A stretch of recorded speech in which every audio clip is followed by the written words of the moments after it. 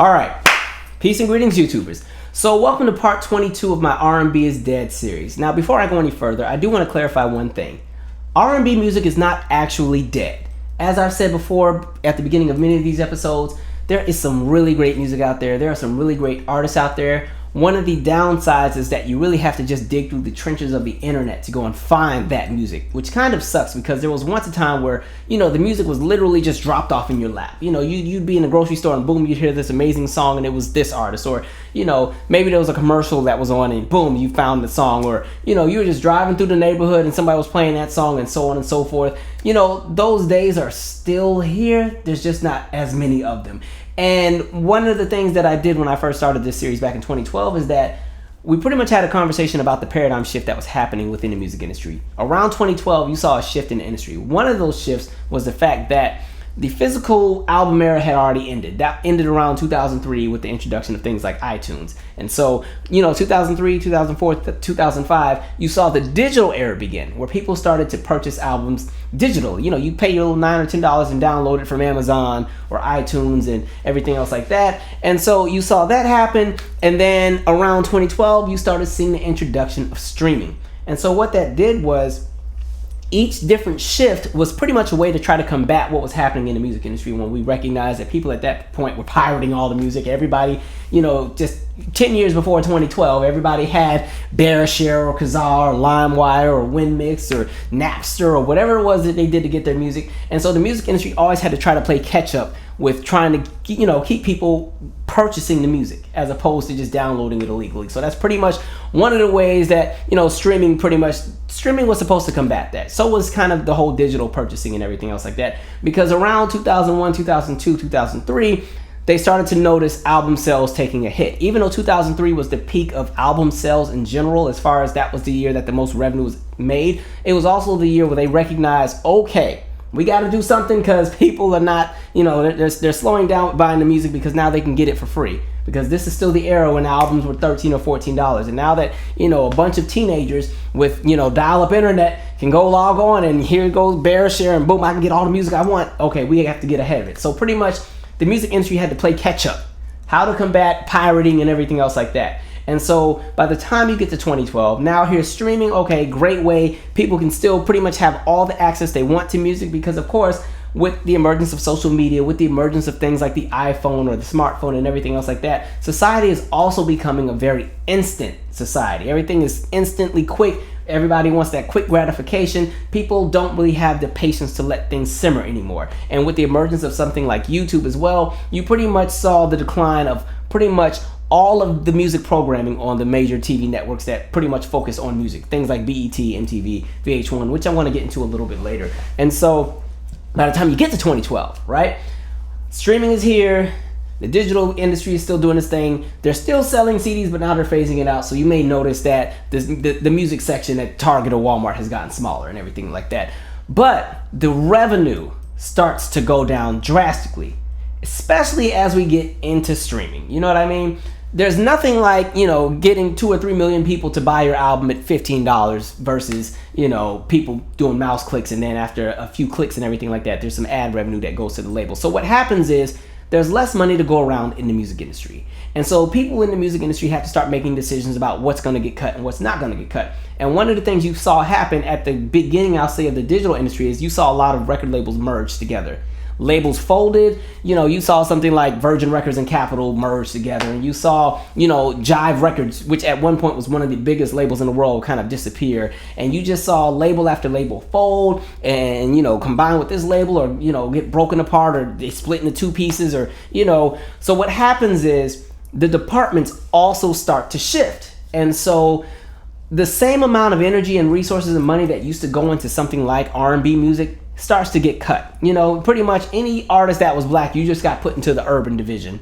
Whether you were a hip-hop artist, R&B, gospel, jazz, whatever you want to be, urban, put them in the urban thing. And of course, urban was not going to get the same amount of money unless you were a hip-hop artist. And so around 2012 is when you see a dramatic shift with what happens in R&B music. You start seeing a genre that was once really, really popular as far as the commercial support. You start to see the numbers drop when it comes to how many people are purchasing or downloading or streaming the album. You see a shift in the amount of radio play that R&B artists are getting. You're starting to see a shift in the impact that they're making. It's becoming a norm for an established R&B artist in 2012 to release an album and their first week sales are 50,000 copies or 60,000 copies. When, just 4 years earlier, R&B artists could still easily pull 130, 150,000 copies their first week. And to be honest, even that was pretty low in comparison to what the hip-hop artists were doing and what the pop artists were doing, who were sitting a little bit comfortably more around 200 to 350,000 copies their first week. Now, I'm not going to spend too much time on sales because, like I said, we've shifted into the era of streaming, and sales are starting to become a distant conversation, unfortunately. But with 2012, you just saw the paradigm shift. And 2012 was also the peak of EDM. EDM was pretty much on its way out, but at that time it was still at the top. And you also saw a shift in radio, where radio was pretty much doing its whole thing as far as transitioning into rhythmic stations. Rhythmic stations are pretty much just top 40 stations, but the issue with rhythmic stations was that R&B didn't get a lot of love, and still doesn't, on rhythmic stations. You know what I mean? Rhythmic stations were pretty much hip-hop, pop, and whatever you want to classify Ed Sheeran as, you put him there. That was the sound of the rhythmic station. It was kind of like a big party that R&B was not invited to. So, there's this big house party and all the music genres are on the way to the party. R&B is like the Uber driver. They're just driving the other genres there. Now, the other genres are going to pull from that R&B all the time. Creativity. When it comes to creativity, they're always going to borrow from R&B. Because like I've said before, if you go back from, I'll say, up until about 2003 when R&B was still a huge commercial everything, all of the genres were kind of pulling from R&B sometimes when they needed to get that extra push. The pop acts at that point, in order to stay relevant because the bubblegum sound had died out and they still needed to have a cool image, latch on to what the R&B acts are doing, fast forward, put it in the blender, boom, all your pop acts are now R&B artists with the name pop. You know what I mean? Like, it's pop artists doing R&B sound and renaming it pop. On the hip-hop side, the hip-hop artists, the label's always one of these big blockbuster hits. So you know what? Go grab an R&B artist and let's make a really, really commercial sounding single and release it, and boom, we'll have a big giant monster hit, Nelly and Kelly. You know what I mean? That was kind of what was happening. And so, all of the genres are having this big party, but R&B wasn't invited. But, R&B, if you would like, you can pick them back up at 2 a.m. when the party's over. Because by then, they're going to be all tired and wasted. They're going to take some more of your ideas and then take the credit for it. So that's kind of what happened. And so let me get into my point here. I don't know if you guys I said let me get into my point 10 minutes into the video. But I don't know if you guys saw this article, but there was an article that came out a few days ago, and I saw some of the backlash around it, where there was an exec from Spotify who was responding to some conversations about the fact that artists are not really getting what they should be getting paid from streaming. And that exec's response was pretty much, well, the artists need to release more music. They need to come out with more stuff more frequently. If you want to really make your money, you got to keep putting stuff out. And so I started thinking, and I was like, to be honest, if you're a big fan of music, 2020, 2019, 2018 have been really great years to be fans of artists, because artists have been putting out a lot more music more frequently. You're often seeing artists drop a bunch of singles all the time, even if they don't have an album coming out, or maybe they're putting out an album but they're trying to see what the singles do. They're constantly dropping singles. Artists are constantly dropping a new album sometimes every 9 months. They're coming out with multiple mixtapes. They're coming out with collaborative projects. There's a bunch of different things that are coming out, EPs all the time. A perfect example would be like, I just saw like JoJo, she's more of a pop singer, but she has, a very R&B rooted sound. She just came out with an album maybe a month ago, right? And then I just saw an article saying, okay, well, she has another project coming out at the end of August. And I was like, dang, like literally even the time in between projects has gotten shorter. It's not very common for artists to take extended breaks anymore in music. There was a time period where an artist could, have a really great album era, and then they take a year and a half to 2 years, sometimes 3 years off, and they could come back. And of course, maybe they did 1 or 2 songs for a soundtrack, but as far as a full body of work, as far as an album, there wasn't going to be anything coming out for a good minute. But when they would return, people would still support, and that anticipation was there. Those days, it's harder to do that in 2020 because, like I said, everything is instant. The attention spans are shorter. With the emergence of things like YouTube and social media and everything is like you just have access to everything. The idea of anticipation behind projects doesn't really exist in the same realm, aside from some artists who may be extremely established. But even the established artists are struggling to that extent. And so, I kept thinking, and I think really, one of the flaws that's happening for newer artists, especially in R&B, is it's so hard to become established. It's so hard to find that core fan base and really lock them in and hold on to them. I'll go back to JoJo for another example really quick, because I think, when I say a foundational fan base or a locked-in fan base or an established fan base, this is the fan base that will ride with you through any and everything. And even when the radio play stops, when you may not be the household name in music anymore, but every time you go on tour, they're in your, they're at your shows. Every time you release an album, they're still going to be there. So, JoJo is a perfect example where, she was signed to Black Round over there with Barry Hankerson. And unfortunately, she had a really crappy contract. She couldn't release projects. And, for years, she was trying to do different little EPs and things here to kind of work around that contract. And so finally, this year, she finally drops an album. And her fans that have been around since 05, 04, 06 are still there and they're supporting. Like, that's kind of what I mean when I say a foundational fan base. Or a better example, because I want to keep it more so to R&B, Mary J. Blige. Between about 1990, I'll start with the beginning. From 92, let's go with My Life, because at least by the time My Life comes out, she kind of has built that fan base. The 92, the first album, we love it, but I think that's the introduction, and then boom, and everything after is okay, who's going to still ride with her, you know what I mean? And so when you go from My Life to, let's go to about 2010, literally every album that came out between 95 to about 2010 was always going to go platinum no matter what. No ifs, ands, or buts. And don't get me wrong, What's the 411 still sold a lot and went platinum. But the point that I'm making, like I said, is once she established her fan base after What's the 411 and she introduces My Life and then the albums that came after, she always was going to at least go platinum no matter what. Even if the albums may not have been as big as My Life or The Breakthrough or No More Drama, maybe like a Love and Life album or the album Mary. They may not have sold as much, but they were still going to go platinum. That foundational fan base was locked in. They weren't going anywhere. And I think in 2020, it's very hard for a lot of newer artists to get that. And I think it's because of a couple of reasons. You know what I mean? Like I said, the idea of interest is just not there in the general public anymore. Because again, like I said for the millionth time, everybody's attention span is so short. We're in the era of what I call the quick hit, where an artist can come out with a song and it can be established or not established, but let's stick with established for now. And when I say established, that just means they've already sold some records, they've sold out some arenas, people know who they are, they got a few hits. So, an established artist can come out with a song, and of course it shoots straight to the top of iTunes, it goes straight to the top of the Spotify and Tidal and Apple Music playlist and everything like that. They may even have a music video, it's top trending, it's hot trending on YouTube, it's top trending on Twitter, everybody on Instagram's talking about it, it's on all the blogs. And then literally 2 weeks later, nobody's talking about the song anymore. Nobody cares. Maybe it didn't catch on radio, and the song disappears. We've been seeing that for like the last 2 or 3 years, where an artist will come out with the song and everybody's, yeah, oh my God, it's so great. And then next, on to the next. We're very on to the next society at the moment. And so for newer artists who already don't have an established fan base to begin with, I think it's even harder for them to really find their lane, which is why I think there's a few things that are really important here, which are going to pretty much be the basis for this whole video. The idea of performing.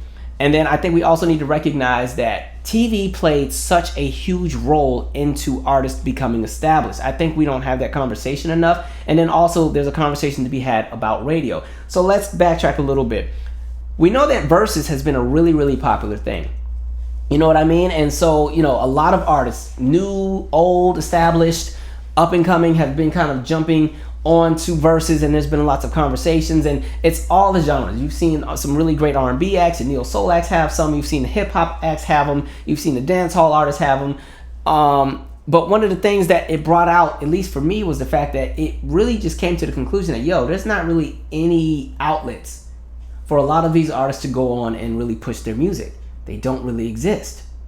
And what I mean by that is this: when an artist comes out with a new project, the options for exposure, I don't know if you can say that they're the same as 20 years ago.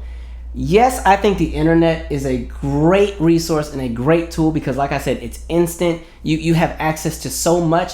But the problem with the internet, as far as like maybe internet shows and everything like that, is that there's only so many shows you can really pull some weight on. I think Terrell has a really great channel. I think his show is a perfect place for a lot of artist that may not be as well known to go on to really get that exposure because he has a really great audience size. Like, I think Terrell is a great option. Like I said, Versus is a great thing, but Versus only works if you already have the hits. You know what I mean? But other than that, I was like, what are the big internet-related blogs or shows or content that artists can go on to really get exposure? And I was like, there's not a lot. You know, people may say The Breakfast Club, but I think my issue with The Breakfast Club is that The Breakfast Club can tear down a lot of artists, unfortunately. The Breakfast Club is not always a friendly environment to go in. And when you're an artist that's really just trying to push your music, you may not want to go on there and then have all your business sprayed out in front of everybody, or, you know, people try to make jokes about you, or, you know, you got to deal with the host telling you that you're going to be a flop to your face. Like, I just always remember Kelly Rowland when she was promoting the Miss Kelly album, and Charlamagne was like, yeah, your album's going to flop. I'm like, who wants to go to that to promote their music? You know what I mean? Radio has always been tough, but I think we're also in what I call like savage culture, where it's really popular to, you know, pretty much tear people down all the time, or, you know, really try to, you know, just pretty much eat people alive. You see it on a lot of the blog posts and even some of the pages that are on Instagram, where it's almost like you don't even want to post your music or post your stuff because you know people are going to tear you apart depending on the kind of artist that you are. But I was like, you know, there's not a lot of outlets for exposure. One of the things I think needs to take place is, one, there has to be more performance-related content put out there. Like I said, I really enjoy like Terrell's channel, but I think in addition to that, I'd like to see more. One of the things I've loved about this whole, well, this might be the only highlight that came out of this COVID era. This COVID, God, it's been hell, hasn't it? But you're seeing a lot more virtual concerts. You're seeing a lot of virtual performances. I think that's a brilliant idea for a lot of these artists. You've seen so many, like I've seen a Fantasia show, I've seen Brandy do something, Anderson .Paak has done something. I think I just saw I can't think of who it is, but I mean, literally, there's so many artists who are putting out content on their own, you know, doing their own ways, doing their own thing, and I think that's beautiful. But again, I think there has to be a machine that helps to push artists, and so this is when we get into the conversation of radio and television. With radio, one of the things that kind of took what I would say, you know, pretty much shot a bullet into R&B was radio, unfortunately. The introduction of like syndicated playlists took a number out on R&B. Because again, when we want to talk radio, if we want to really have those conversations, radio used to be very regional. One of the things I can always remember being a kid, and like if you follow me, you know, I'm from this small town, Spanaway, Washington, which is like 45 minutes from Seattle. And so one of my favorite things to do growing up, I always loved going to Georgia, because I knew my cousin who was from Atlanta, he was going to introduce me to all of the songs that I knew I was not going to hear in Seattle. I mean, you would hear all kind of songs, right? And so, I don't know, I'd go to Savannah, Georgia for the summer, and my cousin from Atlanta would come down. And even Savannah was kind of playing stuff that you wouldn't hear in Seattle. And so, from June to August, I'd get introduced to all of these songs and all of these gems. And then I'd go back to Seattle, and boom, you know, I'd enjoy. And maybe 2 months after getting back to Seattle, then those same songs would find their way to Seattle. Or if I went to the Bay to visit my family in the Bay Area, like, so I go to Richmond or Oakland or Antioch or whatever and visit my family there would always be some songs that would be really, really big in the Bay. And maybe, and mind you, the Bay and LA were always very competitive with whatever music they were playing. So just because they were playing it in the Bay didn't mean they were playing it in LA or vice versa. And so, you know, you'd hear what was happening in the Bay, and then by the time I'd get back to, you know, Seattle or Spanaway, you know, that song was not there yet, so I thought I was super dope because I'd be coming with my little mix CDs that I made from Bearshare. And you know, listen, I got this fire. I remember like E40 Tell Me When to Go had already been out for like 6 months, had to have been. And so, you know, by the time I got it from California and went to like back to Washington, I thought I was so exclusive because nobody had heard the song yet. And I was over here like selling my little, I'm telling all the business, huh? I was selling these little mix CDs that I used to make because I used to be one of those kids that would, you know, make mixes for like $5. Yeah, hell, I was hustling. Don't judge. I'm one of the reasons why we got streaming now, hard-headed, but I still buy albums, so don't be fooled. But anyway, you know, it was like, you know, I'd feel like super, super dope because I had the song before everybody else had it. And so this is back before you really had the whole national syndicated playlist really locking everything in. That's kind of one of the flaws with rhythmic radio. Once they started putting in these national syndicated playlists, it's harder to get on that playlist. And if you're already a part of the genre that is not the genre that they're really loving like that commercially, or maybe that's the genre that they just don't want to support anymore because, like we said, the labels aren't putting the same money behind R&B music as they would pop or hip hop. It's harder to get on those playlists, and sometimes those playlists only have 15 to 20 songs on it. And so what's happened is a lot of R&B artists, literally, they don't have a shot at even getting on a playlist unless they play into a certain sound that radio will accept. And right now, we know the thing in R&B right now is the whole vibe sound. I like the vibe music. I don't want that to be the only thing that comes out. Like, I like a little bit of everything. Like I always say on this series, I like up-tempos. Up-tempos you can really enjoy yourself. I love an up-tempo.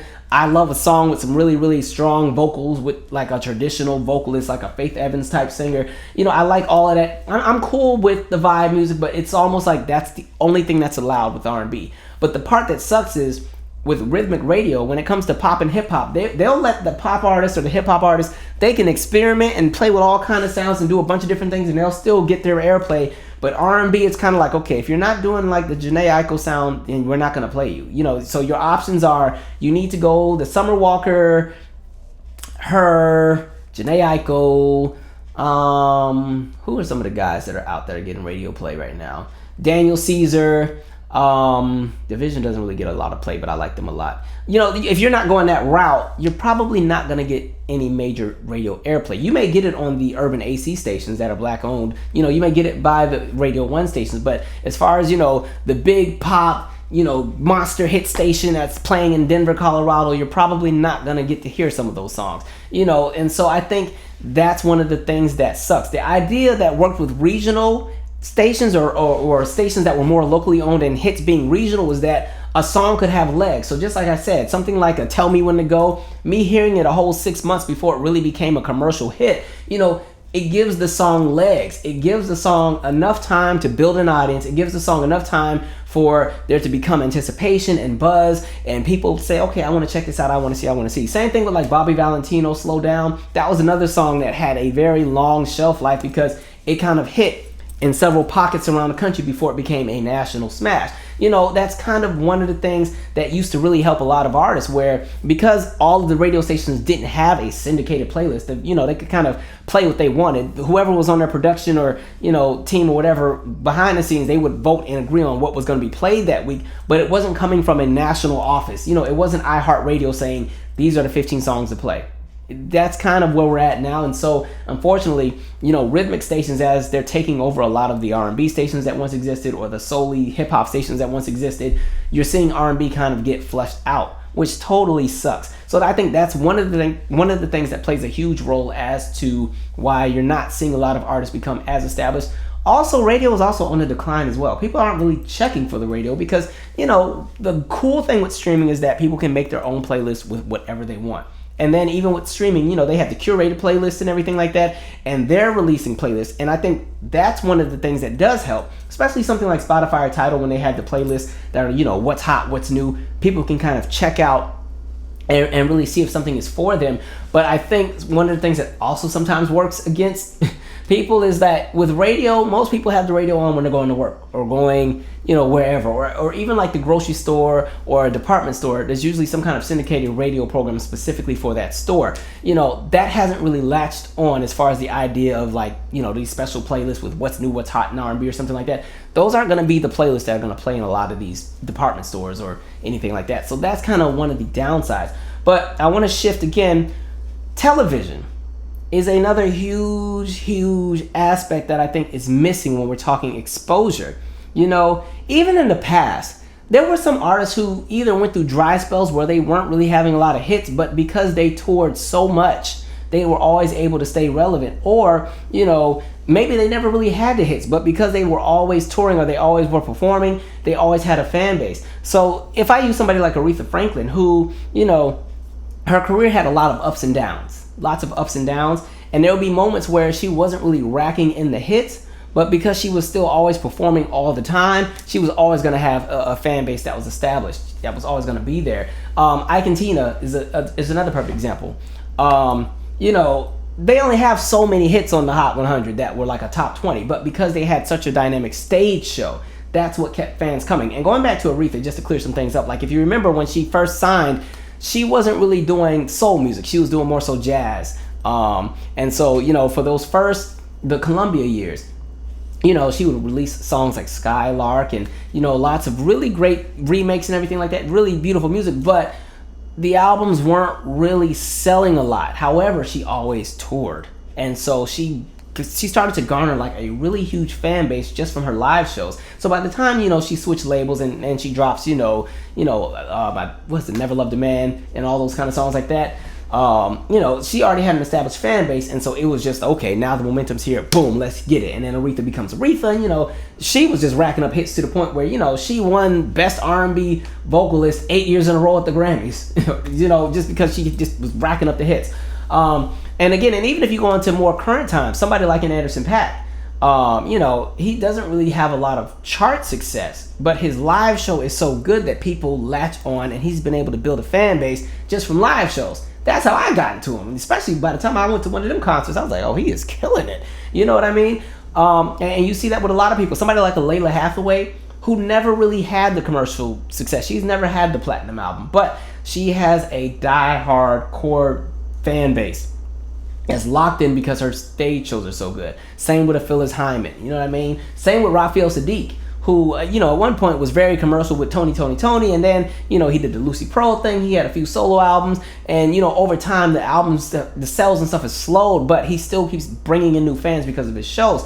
And so, going back to my point, I think there has to be more performance-based either internet shows or television shows. I would love to have both, but I think there has to be more outlets that are put out there in order for artists to really get exposure, because I think performances are a way to really bring people in. That's how most of my favorite artists became my favorite artists. It was after I saw a concert or saw them perform. Like I fell in love with Janet after I saw the Velvet Rope tour. You know what I mean? I've always been a really big fan of Brandy, but I became an even bigger fan when I saw her on tour. I've always been, Stevie is just a legend, but once you see him live, it's different. You know what I mean? It's just different. And so, there has to be more shows out there. And then again, when we talk about the impact of television, I had to go write these down because there were so many of them. So I just want to kind of highlight my point here, because again, I think we underestimate how much television played a role into the impact that music would make. And so I pretty much dug up the three major networks that used to do a lot of music programming: MTV, VH1, BET. I just want to read a list of some of the shows that used to all be out, all right, all around kind of the same time, all right. Making the Video, Dial MTV. If you remember that was a show you just called in and you could request a song. 90s House, even though that one kind of phased out by like 92, 93. Club MTV, OMTV Raps. Say What Karaoke. Say What Karaoke plays a role because even if an artist didn't promote something, a show like Say What Karaoke, where random people could go and perform their favorite artist's song, that artist was still getting exposure without even having to perform or be there. TRL, of course. Becoming, if you remember that show, that was the show where fans could pretty much go and recreate their favorite artist music videos. So I remember one time this girl wanted to be like Destiny's Child, and so they redid Say My Name, and stuff like that. So that was a show. Fanatic, of course. It doesn't even require the artist to perform. All they got to do is show up and sit with a fan who's obsessed with them, and boom. All right. You had Diary. You could follow all the artists. I always remember watching the DMX episode, or even Aaliyah's, which is kind of scary to watch because she died like a few days after it aired, unfortunately. Biorhythm, which was kind of like, I'd say it was kind of like a behind the music kind of thing. Same with Ultrasound. Celebrity Deathmatch. The artist didn't even have to be on the show, but it was free exposure. It was free introduction to the masses. Nothing like watching a Celebrity Deathmatch episode and it's the Dixie Chicks versus TLC. You may not have known who the Dixie Chicks were if you were an R&B fan, but now that you've seen them fight TLC, you may have some kind of interest and go check out and see what it was they did. MTV Jams, which again for R&B artists was a great way to get exposed. The first time I heard Donnell Jones, You Know What's Up, was by watching MTV Jams. The first time I got introduced to somebody like a Khalees, who was not gonna get some of the same major radio airplay, MTV Jams, and it came on right before school. So while you were getting ready to, go to the bus stop or whatever, all the R&B gems were playing in the morning. You went to school in a good mood, okay? Where are we at here? Direct Effect, of course, that was more so hip-hop. Unplugged, again, performance-based show. When you want to talk about, just even somebody like Mariah Carey, which I think that was a perfect setup. She had critics who didn't think she could be a live performer. And at the same time, I think Unplugged was perfect because had she come out with, I'd say, a studio album in place of Unplugged, it could have been a conversation of overexposure. Unplugged was safe enough. You have the debut album Mariah Carey, you have Emotions, and then boom, here's Unplugged. And after Unplugged, now we can go into Music Box, you know, stuff like that. Let me see. Sucker Free, again, that was more so hip hop. You had All Eyes On, where, you know, they spotlight an artist, and then all eyes are on that artist for whatever program they were going to be doing, if it was following them going on tour, anything like that. Rockumentaries were always good. Punked, which doesn't require the artist to perform anything, but again, that artist becomes public conversation. You know what I mean? Their name is always out there. When I Was 17, another great show. That came out a lot later. But again, R&B, pop, hip-hop, country artists talking about, you know, whatever they did when they were 17. Things to make them seem a bit more normal and relatable. I think one of the things we have right now is you're not really getting an opportunity to know a lot of the artists. You just kind of hear their music. But because the outlets are not there, sometimes you don't even know what these people look like anymore. Sometimes. MTV Cribs, of course. Who remembers Cisco's Shakedown? That was like a show that lasted for like 1 year. But of course, Cisco was just playing some random videos. All Access Week again. They used to do the New Year's Eve specials. And then, of course, Spring Break. Let me shift networks here. I didn't name everything. I just named some of them. Then VH1, of course, Behind the Music. That's pretty much where I got a lot of my music history from. Even like flashback in high school, I had this math teacher. Me and him used to beef about everything. But one day, him and I just connected. I mean, he couldn't stand me. I used to have a desk in the front corner away from everybody else because he would just have me ready. Like, I'd even have to sit by him or get ready to go get kicked into the hallway. But one time, I was randomly singing You Give Love a Bad Name, and he was like, why do you know that song? And I wanted to be like, what you trying to say? Just because I'm black, I ain't supposed to know nothing. But it was, hey, I just saw Bon Jovi's Behind the Music, and I saw the whole story behind the Slippery When Wet album. You know, this is a group that I would never listen to on my own, but I got introduced to it. Same thing when we're talking about exposure, especially across different generations. Before they were rock stars, where are they now? And then, of course, VH1 had a million greatest whatever countdowns, greatest one-hit wonders, greatest dance songs of all times, greatest songs ever recorded. You know, they had a billion of those. They had Driven, which was kind of just like another Behind the Music. You had Bands Reunited. I was not familiar with the group Climax until I saw the Bands Reunited episode where they were trying to get back together because they had been fighting since the 80s, and all right, they're going to try to do a reunion special. Then you had like The Fabulous Life Of. You had Make or Break. You had Name That Video. You had Rock and Roll Jeopardy. You had This Is Hot 97. You had VH1 All Access. VH1 Storytellers, which still kind of comes out now. And you had Ultimate Albums. Let me shift networks because I don't want to talk all day. BET, of course. Cedar's World, Jam Zone. You had 106 in Park, Access Granted, which of course, you know, behind the scenes with all the music videos. BET Next, which was great to pretty much highlight up and coming artists that may not have been established, but were definitely people you should check out. BET Now, BET Start. Of course, you had Uncut for those who were still up at 2 and 3 in the morning. Midnight Love, if you were somebody who just needed those nice R&B jams, somebody like Adina Howard, Nasty Grind was not going to get some airplay on the radio. You weren't going to see it on 106 in Park. You weren't going to see it on TRL, but it could get some play on Midnight Love. Hits from the Streets. Again, the conversation about regional music, how we talked about regional radio. Hits from the Street was perfect because every weekend, Homeboy would go to a different city and boom, go from there. You'd highlight some of the music that was in that area, but then you'd still play what was popular at the time nationally. The Center, of course, it came on to like 3 o'clock, right as the kids were getting out of school, and it played a little bit of everything, and they had a different celebrity host each week. So sometimes it was Anne Marie, it might have been Michelle Williams, it could have been anybody. Lift Every Voice, that's more so gospel.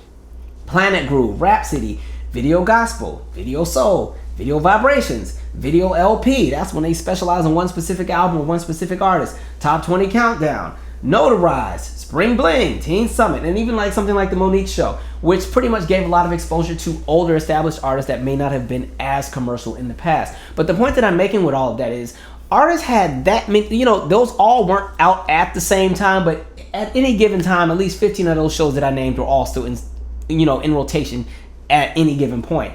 And so artists had so many options to get exposed, had so many options to be introduced. They had so many options to really, you know, get their name out there. And the thing that worked about it was that it was cross-generational and it went across genres. And so you don't really have that. Literally the only thing that's out is Versus, which I love. And really Versus is probably the only thing that's pulling out the same kind of ratings, because like when I look back to like the Erica and Jill episode they had, I think at one point they had almost 800,000 people watching. Okay, that's more than the average number of viewers that were watching 106 in Park. In 106 in Park's heyday, they were pulling in about 600,000 viewers a week, or not a week, per episode. And so, I think there has to be more shows that are performance based, because like I said, nobody's gonna sit and watch a 106 in Park or a TRL anymore. That won't work, because nobody's gonna sit for 2 hours waiting for their favorite music video to come on, because they can get it from YouTube, they can get it from streaming, they can purchase a song on iTunes, they can get it a whole bunch of ways. So nobody's gonna do, even Instagram video now, or IG video, you can get it from that. So people aren't gonna wait and watch for a music video, but a performance, people will sit and watch, especially if it's a show where they actually get to do a full interview afterwards. I think there has to be more of those. I really was excited when like the Arsenio Hall show made a return, mainly because I was like, okay, that was like a perfect outlet for a lot of black music in the early 90s.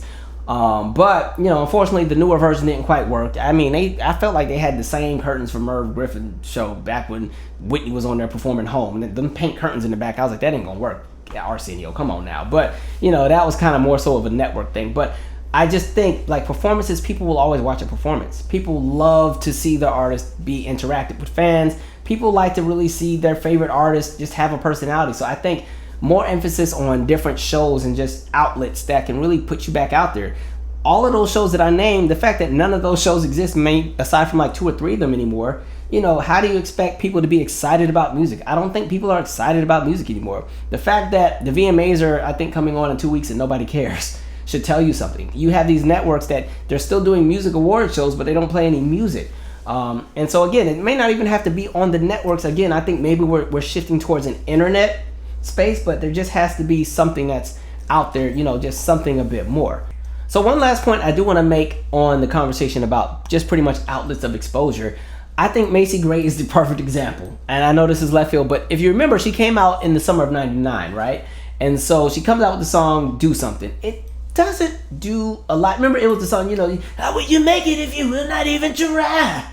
My imitation of her is terrible, but MTV used to have this thing called Buzzworthy, where if you came out and you were not an established artist, or you didn't have bundles of teenagers running and screaming and foaming at the mouth over you, you would get this nice little green box at the bottom of your video with a B and a Z in it, and then the word Buzzworthy. And all that meant was, hey, I know you guys aren't paying attention to this person, but check them out. They could actually be really, really great. Give them a shot. And so a lot of artists would get buzzworthy. Like I remember Alicia Keys had it, Floetry had it. Like a lot of artists who were new had it. John Legend had it on his. Like anytime there is, and they did it a lot with R&B artists, but also a lot of indie rock artists too. And so, you get all this buzzworthy. But anyway, Macy Gray, she comes out, do something, doesn't do that much. It does a little something here, a little moderate hit, right? And then of course she comes out with I Try. And I Try is climbing, but it's not doing the massive numbers for the album yet. And then there's the 2000 Grammys. And literally, for some reason, her appearance on that Grammys had so much impact that her sales just skyrocketed the following week. And from that point on, her album just started selling a bunch of records. Like she went like double platinum in like 4 months, just from, a few TV appearances. So like I say, like TV and everything can play a role, with the right kind of energy that's surrounded by it. And so the last bit I do want to jump onto, I know we spent a lot of time really talking business model. We didn't even get to talk as much music, but one of the things that I think that's happening in music, unfortunately, with R&B is that, I just think, sadly, for some reason, and I think it just plays a role to what I said with rhythmic radio being so selective about what R&B music they are going to play. A lot of the R&B artists, it's like there's only one lane they get to be in right now. Right now, it's the vibe lane. It's the vibe and it's the mood. And the mood is cool, but we've been in it for like 4 years. And I'm not saying it has to end, but I would like to see additional options as well. And so I thought back to the year 2010, because 2010 was an interesting year because it's the year where you saw a lot of R&B artists struggle. They came out with some really great projects, but you saw a lot of them struggle. But it was also a time period where there was still a great balance of R&B acts doing a little bit of everything. I always gas up 2005 as that pivotal year, but 2010 was an interesting year as well. And I think 2010 was a year where there was a great balance between hip-hop and R&B, where they could be married and they could collab, but they still had their own lanes. So I had to dig out my phone and write down some of these artists, just to kind of prove my point looking back. So when we talk about just some of the artists that were out, first I have to start with Jasmine Sullivan because one, I think personally she had the best R&B album of 2010. I'm not taking any debates on that. That's my opinion. That Love Me Back album was something special. But unfortunately it didn't do that well. But again, I think the content was perfect on it. One of my critiques with R&B right now is that I don't know why the artists just don't like up-tempos anymore. It drives me crazy. I love a good up-tempo. But, Jasmine opened that album with the song Holding You Down, Circles Holding You Down, which was a perfect blend of R&B and hip-hop. What I'm noticing in 2020 is literally the people who are getting the club shaking at the moment are all the hip-hop artists, the R&B artists, because we vibing all day, and nothing wrong with vibing, but it's like, can I just want to shake a little shoulder on occasion. Can we put a little bit of crankage, just one up-tempo on your album, just one, please. I want to see you ride a beat, like, man, and so, there was a time period where both R&B and hip hop both could really get, a club jumping, could really come out with, music that made you feel good. You could party to it, you could do a little bit of everything. That's what I've always loved about R&B. It can take you to so many different moods. You can be pissed off, you can be angry, you can be sad, you can be happy, you can be sad about somebody who died, you can be in love, you can be excited, you could want to turn up, you could want to be drunk, you could want to be high, you could want to be pissed off at you. Like, there was just so many different ways that R&B could go because it was it's such a dynamic genre. And so again, Jasmine Sullivan, Love Me Back album was out. Monica had made a return with Still Standing, and that was an album that was very different from Jasmine because Monica kind of went the more traditional R&B contemporary route where it's, you got the really strong ballads, the really strong vocals, the songs about love and relationships. Toni Braxton comes out with Pulse. It's an album that kind of dips and dabs in a bunch of different sounds. It's still Toni, it's still R&B, but it's hip-hop influence. It has an R&B vibe. It has dancehall. It has house. It has a little bit of everything. Chris Brown had made a return. He comes out with Fame. And even with Fame, he had built his buzz. Deuces had come out. It had been under the radar and everything like that. It had built its fan base. He comes out with the No BS. And then he even goes pop and does the Yeah 3X, which I think, in my opinion, was one of the best dance videos that come out in 2010. I always said him and Sierra, Gimme That, were the two best dance videos that came out in 2010 as far as choreography. But again, like you just saw, they were different sounds. Diddy, Dirty Money, even though this is kind of like a collaborative hip hop and R&B album, that was a gem. That Last Train to Paris album, I mean, you just saw so many great singles that came from it. Like Loving You No More with Drake was a great song. Hello, Good Morning. I mean, he performed it a million times. Y'all still just were not trying to give him a shot with that song. But, I mean, he performed Hello, Good Morning on every show you could find. You know what I mean? There were some really great singles from that album. It was very different. I thought it was a really dope project. And again, it was a great balance of R&B and hip hop. Janelle Monáe, who was totally left field from everybody else. She came out with her album. It had the song Tightrope on it, but there were so many other songs on that album like Neon Valley Street and Faster, and so like it was just very different from what everybody else was doing.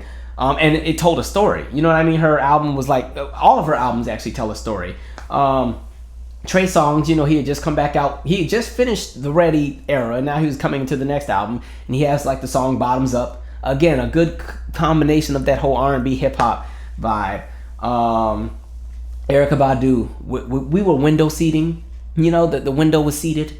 We didn't want to sit by nobody. Great blend. And if you notice, as I'm naming all these projects and songs, think of how different they all sound. Think of how nothing sounds like what was previously mentioned. Everybody was in their own pocket, doing their own thing, working with what worked for them. You know what I mean? Fantasia had come back out, and she came out with, I can't think of the name of the album, but it's the album that has Bittersweet. It's the album that has The Thrill Is Gone, Doing Me, Collard Greens and Cornbread. Like, great album. Carrie Hilson had come back out. That's the album that had Pretty Girl Rock on it.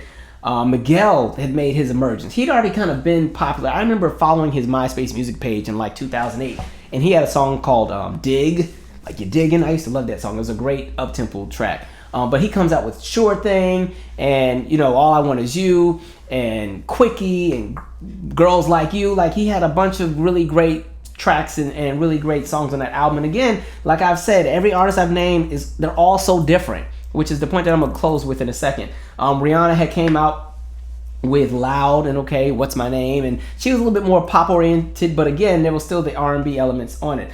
R. Kelly, I know y'all, he's another conversation, but sticking to the music, he comes out with Love Letter, which is a little bit more contemporary, traditional R&B and everything like that. And so that was kind of something that connected. And he also dropped the When a Woman Loves song, so a lot of older audiences were really into that. And I briefly mentioned Sierra, but she comes out with Basic Instinct, which again, a little different from what she had been coming out with, but she still gave you something different. It had like the songs like Speechless. It had songs like You Can Get It or What's for Dinner, Ride. And like I said, I thought Gimme That was probably one of the best dance videos to come out in 2010. Sade makes a return with Soldier of Love. And I mean, again, it just was something so different for 2010. They had the song Baby Father. They had the song Skin, Soldier of Love, the actual song, Easy. It was Moon in the Sky. Very different. Usher had a bunch of stuff going on. He was still riding the wave of Raymond versus Raymond, but then he comes out with verses as well. And so you just saw so many different sounds come out. And I think that's my critique. Now, even though, unfortunately, some of those projects didn't really do very well, but sonically they were still great projects. But I think 2010 for me is probably that last year where I felt like you just got so many different sounds. 2016, I think, was a really great year as well. And I think I even highlighted that in one of these episodes. 2016 was a great year. But now in 2020, I just think we're getting a lot of the same thing. And I mean, what we're getting is not bad, but I think when you just have an overabundance of the same energy, the energy dies, kind of. But I will say, I think there are some great artists that are out. I really enjoy what some of the artists are doing as far as like stepping outside of the box. And I think with everything happening around COVID and, people are in the house and they just get more time to go back to the drawing board and be creative. Like I said before, like I really enjoy what Victoria Monet's been doing. Of course, I like Lucky Day a lot, actually. I'm trying to dig through my little phone here, see who I have that I would like to kind of highlight. Ari Lennox. I don't talk about her enough on this channel, but she actually has a really interesting catalog that I actually really enjoy. And there's been some projects that have come out. I just gassed up John Legend's last project. Tiana Taylor's project was okay to me. I liked the previous project a little bit more. And even that the soundtrack to season 4 of Insecure has some really fun songs on it that are very different that I really enjoy. And so there's artists that are doing, things that are different. Lloyd has the Slow Wine song. I think that Brandy's project just came out. And so I think, there's a lot of really great sounds out there. I just want to see a continuation of artists kind of really branching out and doing things that are different. I would love to see up-tempos make a return, please. Just give me some up-tempos, please. Just something I can shake a piece of a shoulder to. And so, I just think that's where we're at. Creatively, I think 2020 and 2019 and even hopefully what's going to come in 2021, I like where some people are going. I like that people are really trying to be different. But I do think... I don't know. I think until there's more support behind these projects commercially, it's harder for R&B artists to get that same exposure. And that's why they're always kind of just under the radar. But what I do love is that the internet has been a blessing to many R&B artists because Twitter has really Twitter is one of the reasons I think so many people are able to get on. Because the cool thing about Twitter is, you get a good 30 people gassing up your album and they start tweeting about it. Their followers start tweeting and before you know it, now they're trending. That artist is trending. And so I think, even like Daniel Caesar, as much as he's working my nerves right now, when he came out with the previous album from 2017, a lot of people had no idea who he was, but they happened to see that he was trending on Twitter and people went to check out his album. That was one of the ways that he kind of blew up, around by the time he came out with Get You and everything like that. And so, again, I think there's some great artists out there, but I think with the industry, until there are some shifts and some, dynamic changes, I don't know where R&B is going because R&B is in a constant battle where it has to fight off the pop artists. Right now, the pop artists are kind of shifting back over to EDM. You notice like a Lady Gaga. I do like the 2 singles she has, but Lady Gaga's going back to the EDM sound and the Dua Lipa girls doing her thing. And so the pop acts are kind of shifting. Somebody like a Katy Perry, which I said years ago, I was like, after the whatever album had the Dark Horse song with it, I said I didn't know where Katy Perry was gonna go after that album because the trend that she was hopping on was getting ready to fizzle out, and I was like, okay, where is Katy gonna end up? And so now, Katy Perry, who's kind of slowed down a bit, is trying to do a family thing, but commercially she's not really catching on anymore. I just think you see some shifts, but again, all the pop art acts are still kind of latching onto what R&B artists are doing and just renaming it. And then, you know, even the hip hop acts. To be honest, sometimes there's hip hop artists that are making better R&B music than the R&B artists. I'm like, what the heck? Like, or, you know, somebody like a Ty Dolla $ign. I don't know what to classify him as, but he always has a really great track. Like, he's probably one of my favorite artists that are out at the moment as well. Everything he comes out with is always very, you know, aesthetically pleasing to the ear. Same with the Sway Lee guy from, you know, a little duo group. I forgot the name of the group. Race Murder, something like that. I'm probably saying it wrong. But, you know, there's a lot of, I don't know, it's an interesting era we're in. There's so many different sounds, but it's like the industry will only support a certain kind of sound that comes out. This video has been very long. I definitely want to do another one of these where I actually spend a little bit more time talking about actual artists. This was really just about, I guess, the business. But anyway, share your 2 cents. Please share in the comment sections any albums that you're listening to, any artists that you really think we should support, and we'll go from there. Anyway, share your 2 cents. I'm out. Subscribe.